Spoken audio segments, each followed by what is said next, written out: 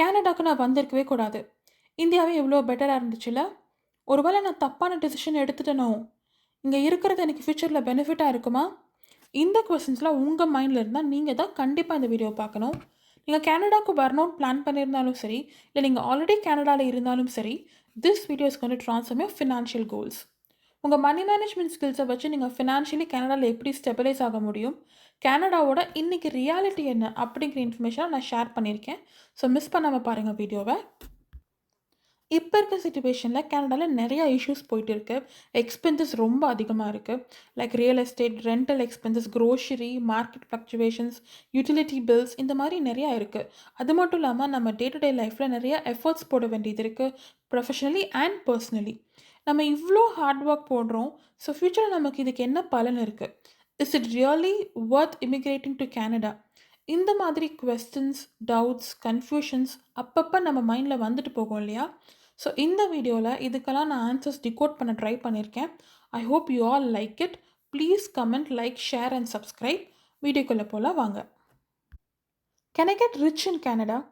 ஒரு கெனடியன் இமிக்ரெண்ட்டுக்கு வரக்கூடாத டவுட்டுங்க இது. அதே மாதிரி எங்களை பார்த்து கேட்கக்கூடாத கொஸ்டினும் இதுதான்.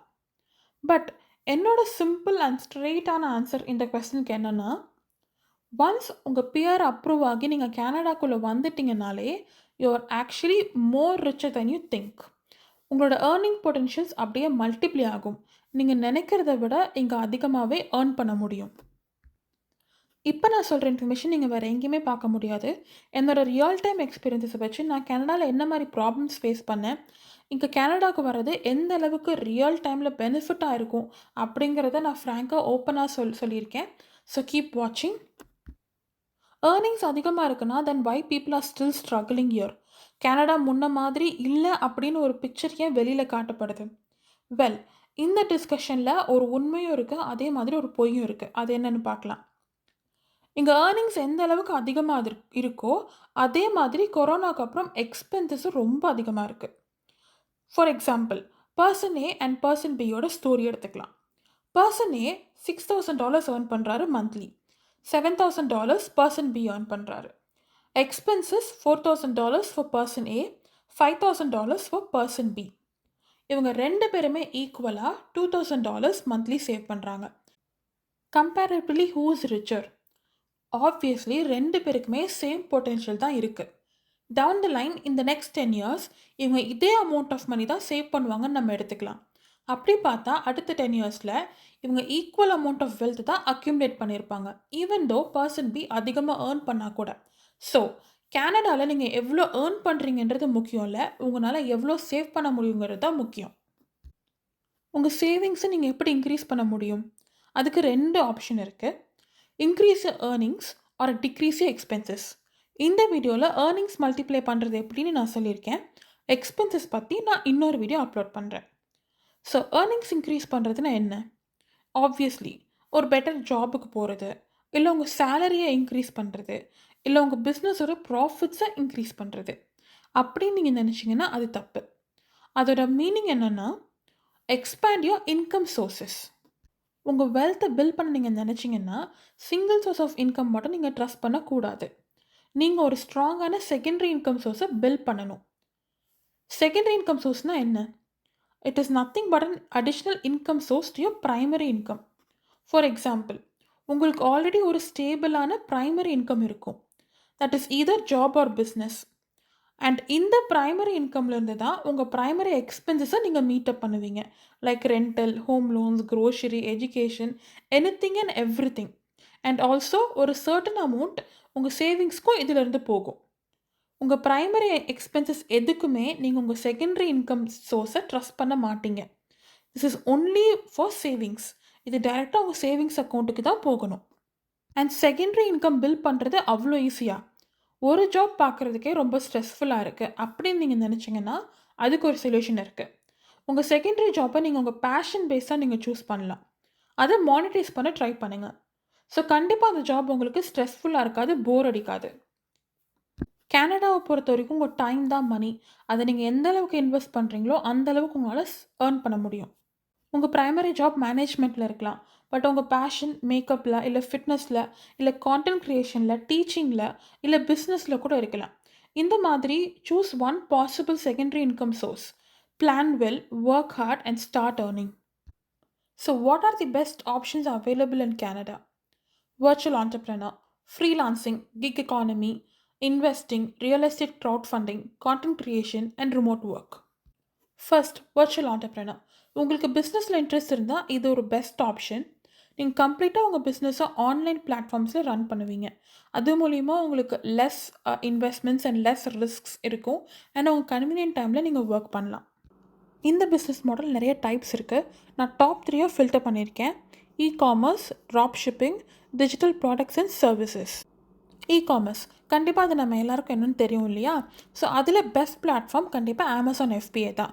ப்ராடக்ட் ரிசர்ச்லேருந்து ஆரம்பித்து ப்ராடக்ட் ஃபுல்ஃபில்மெண்ட் வரைக்கும் கம்ப்ளீட்டாக எல்லா ஆப்ஷனுமே அமேசான் FBA வெப்சைட்லேயே அவைலபிளாக இருக்குது.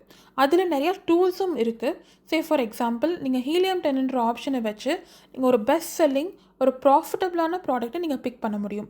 நீங்கள் ஆல்ரெடி உங்களுக்கு ஒரு பிஸ்னஸ் இருந்துச்சுன்னா இன்னும் உங்களுக்கு இது ஈஸியாக இருக்கும். இல்லை நீங்கள் ஒரு ஃப்ரெஷர், இப்போ தான் நான் எல்லாமே ஸ்டார்ட் பண்ண போகிறேன்னா இந்த டூல்ஸ்லாம் நீங்கள் கம்ப்ளீட்டாக யூஸ் பண்ணிக்கலாம். இதில் ரொம்ப முக்கியமான விஷயம் என்னென்னா ஃபுல்ஃபில்மெண்ட் சூஸ் பண்ணுறது தான். By merchant or by Amazon. By merchant, that is you. நீங்கள் ஆல்ரெடி ஒரு பிஸ்னஸ் வச்சுருக்கப்ப இந்த ஆப்ஷன் நீங்கள் செலக்ட் பண்ணிங்கன்னா அது உங்களுக்கு இன்னும் ப்ராஃபிட்டபுளாக இருக்கும். ஏன்னா உங்களுக்கு ஆல்ரெடி ப்ராடக்ட் லைன் இருக்கும், உங்களுக்கு ஒரு வேர்ஹவுஸ் இருக்கும். அந்த வேர்ஹவுஸில் நீங்கள் ஸ்டோர் பண்ணிவிட்டு உங்கள் டெலிவரியை நீங்களே ஃபுல்ஃபில் பண்ணிப்பீங்க. இல்லை நீங்கள் ஒரு ஃப்ரெஷர்னால் அமேசான் ஃபுல்ஃபில்மெண்ட்டை நீங்கள் சூஸ் பண்ணுங்கள். ஸோ பேக்கேஜிங்கிலேருந்து டெலிவரியிலேருந்து customer service everything will be handle by Amazon. அது உங்களுக்கு இன்னும் ஈஸியாக இருக்கும். இதெல்லாம் தாண்டி இந்த இன்ஃபர்மேஷன்லாம் என்னால் ரிசர்ச் பண்ணி என்னால் கண்டுபிடிச்சி எனக்கு அந்தளவுக்கு டைம் இல்லை அப்படி நீங்கள் நினச்சிங்கன்னா உங்களோட அமேசான் பிஸ்னஸை கம்ப்ளீட்டாக லான்ச் பண்ணி கொடுக்கறதுக்கு அமேசான் FBA ஏஜென்ட்ஸ் இருக்காங்க ஆன்லைனில். நீங்கள் அந்த மாதிரி ஏஜென்சி யூஸ் பண்ணிங்கன்னா எந்த பேரியர்ஸுமே இல்லாமல் சீக்கிரமாகவே உங்கள் பிஸ்னஸை லான்ச் பண்ண முடியும். அண்ட் இதுக்கு இன்வெஸ்ட்மெண்ட்ஸ் $5,000 ஸ்டார்ட் ஆகும், as low as $5,000. So it will be more useful. And இன்னொரு விஷயம் என்னென்னா அமேசான் FBAல உங்களுடைய எக்ஸ்போர்ட் பிஸ்னஸையும் நீங்கள் பண்ண முடியும். நீங்கள் கனடாவில் இருக்கிறதுனால இங்கே நிறையா இந்தியன் ப்ராடக்ட்ஸ்க்கு டிமாண்ட் இருக்குது. இந்தியாவிலேருந்து நீங்கள் ப்ராடக்ட்ஸ் எக்ஸ்போர்ட் பண்ணி நீங்கள் இங்கே அமேசானில் செல் பண்ணலாம். இன்னும் உங்களுக்கு அது ப்ராஃபிட்டபுளாக தான் இருக்கும். சிம்பிளாக அதுக்கு நீங்கள் ஒரு எக்ஸ்போர்ட் லைசன்ஸ் மட்டும் வாங்கினா போதும். அண்ட் அந்த ப்ரொசீஜரும் இஸ் மோர் டிரான்ஸ்பரண்ட் தான் இங்கே. Next, drop shipping. இ-காமர்ஸ்க்கும் ட்ராப் ஷிப்பிங்க்கும் பெரிய டிஃப்ரென்ஸ் இல்லை. More or less similar kind of work தான் நீங்கள் பண்ணுவீங்க. பட் இந்த ட்ராப் ஷிப்பிங்கில் நீங்கள் ஒரு மிடில் மேனாக ஒர்க் பண்ணுவீங்க. உங்கள்கிட்ட ஃபிசிக்கலாக எந்த ப்ராடக்ட்டும் இருக்காது. பட் உங்களோட ப்ரொமோஷன் அண்ட் மார்க்கெட்டிங் மூலிமா நீங்கள் கஸ்டமர்ஸ்கிட்டேருந்து ப்ரீபெய்ட் ஆர்டர்ஸ் ரிசீவ் பண்ணி அதை உங்கள் ஹோல்சேலருக்கு ஃபார்வர்ட் பண்ணுவீங்க. உங்கள் ஹோல்சேலருக்கு நீங்கள் ஹோல்சேல் ப்ரைஸ் தான் பே பண்ணுவீங்க. பட் உங்கள் கஸ்டமர் உங்களுக்கு ரீட்டைல் ப்ரைஸ் பே பண்ணுவாங்க. அண்ட் உங்கள் ஹோல்சேலரே டைரெக்டாக அந்த ஆர்டர்ஸை கஸ்டமருக்கு டெலிவரி பண்ணிவிடுவாங்க. இது மூலிமா நீங்கள் ப்ராடக்டை பர்ச்சேஸ் பண்ண தேவையில்லை, ப்ராடக்டை ஸ்டோர் பண்ண தேவையில்லை. ஸோ உங்களோட இன்வெஸ்ட்மெண்ட்ஸ் கம்மியாக இருக்கும். பட் இதில் நிறைய ரிசர்ச் ஒர்க் இருக்குது. அண்ட் அது மட்டும் இல்லாமல் மார்க்கெட்டிங் ஸ்கில்ஸ் ரொம்ப இம்பார்ட்டன்ட் ட்ராப் ஷிப்பிங்க்கு. பிகாஸ் ட்ராப் ஷிப்பிங்கில் நிறைய காம்படிஷன் இருக்குது. Next, digital products and services.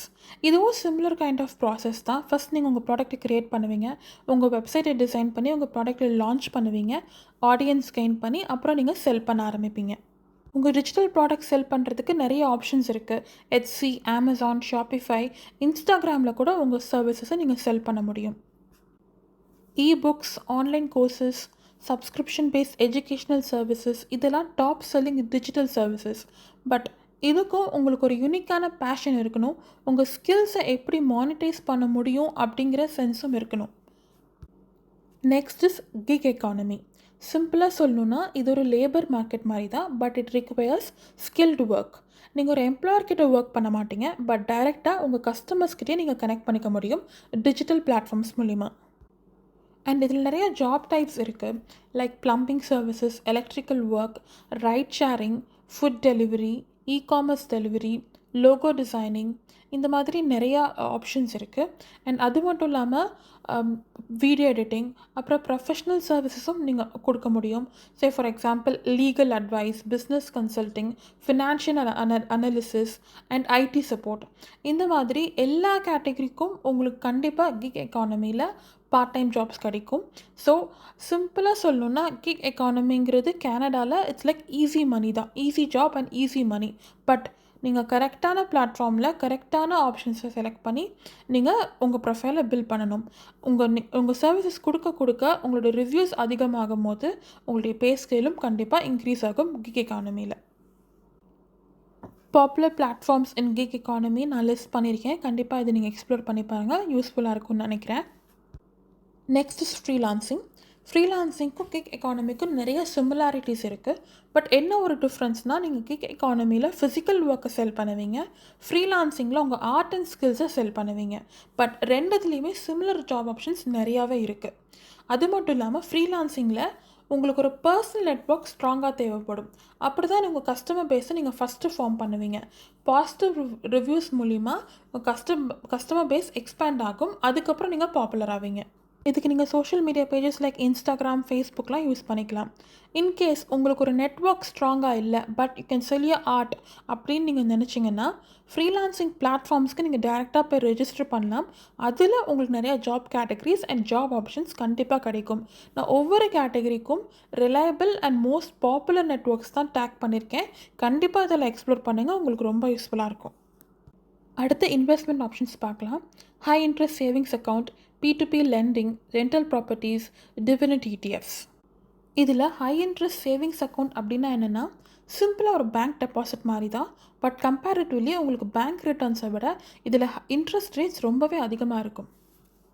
அது மட்டும் இல்லாமல் இதில் டெபாசிட்டாக CDIC கவர்ட் அப்படின்னா உங்கள் அமௌண்ட்டுக்கு இன்சூரன்ஸ் கவரேஜும் ஆட்டோமேட்டிக்காக கிடைக்கும்.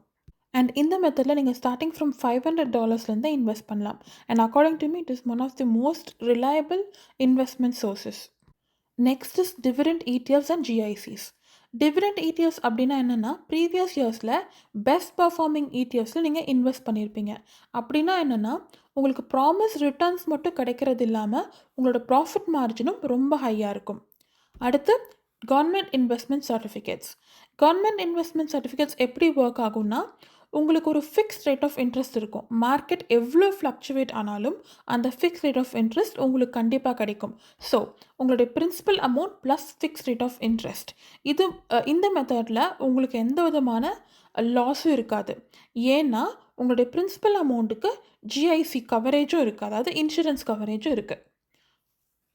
P2P landing. ஒரு பேங்க்கில் லோன் வாங்குறதுக்கு பதிலாக customer to customer money lend பண்ணுறது தான் இந்த P2P லெண்டிங். சிம்பிளாக நம்ம ஊரில் வட்டி கொடுப்போம்ல, அதே மாதிரி மெத்தட் தான். But it is regulated. இங்கேயும் பேக்ரவுண்ட் செக்ஸ், கிரெடிட் செக்ஸ் எல்லாமே நடக்கும். But at the end of the day customer default பண்ணுறாரு அவரோட லோனுனா இட் இஸ் ரிஸ்கி தான். நம்மளோட ஓன் ரிஸ்கில் தான் நம்ம மணி லெண்ட் பண்ணுற மாதிரி இருக்கும் இந்த மாதிரி பிளாட்ஃபார்ம்ஸில். ரெண்டல் ப்ராப்பர்ட்டிஸ் இது ஒரு பாப்புலர் மெத்தட் தான். பட் கேனடாவில் இப்போ இருக்க சிச்சுவேஷனில் இந்த மெத்தடை கொஞ்சம் டிஃப்ரெண்ட்டாக பண்ண முடியும். நீங்கள் ஒரு இண்டிவிஜுவல் ஹவுஸ் ஒரு பெரிய சிட்டியில் வாங்குறதுக்கு பதிலாக ஒரு ரூரல் டவுனில் அதே ப்ரைஸ் ரேஞ்சில் 2 to 3 மல்டிபிள் ப்ராப்பர்ட்டிஸ் வாங்க முடியும். ஃபார் எக்ஸாம்பிள், ஒரு சிட்டியில் ஒரு இண்டிவிஜுவல் ப்ராப்பர்ட்டி வாங்குறதுக்கு உங்களுக்கு மினிமம் $5 to $8 lakh ஸ்பெண்ட் பண்ணுவீங்க. ஆனால் ஒரு ரூரல் டவுனில் இதே காஸ்ட்டை வச்சு நீங்கள் 2 to 3 இண்டிவிஜுவல் ஹோம்ஸ் வாங்கியிருப்பீங்க. இல்லை அப்படின்னா மல்டிபிள் ஹோம்ஸ் இருக்க சின்ன சின்ன அப்பார்ட்மெண்ட் பில்டிங்ஸ் வாங்கலாம். ஸோ இது மூலிமா உங்களுக்கு மல்டிபிள் டெனன்ட்ஸ் இருப்பாங்க, உங்களோட ரெண்டல் இன்கம் மல்டிப்ளை ஆகும். ஒரு ஸ்ட்ராங்கான செகண்டரி இன்கம் நீங்கள் பில்ட் பண்ணியிருப்பீங்க. ரூரல் டவுனாக இருந்தாலும் ரெண்டல் டிமாண்ட்ஸ் ரொம்ப அதிகமாக தான் இருக்குது. பட் இதுலேயே ஒரு கேட்ச் இருக்குது. சிட்டியில் உங்கள் ப்ராப்பர்ட்டி அப்ரிசியேஷன் ரேட்ஸ் ரொம்ப அதிகமாக இருக்கும்.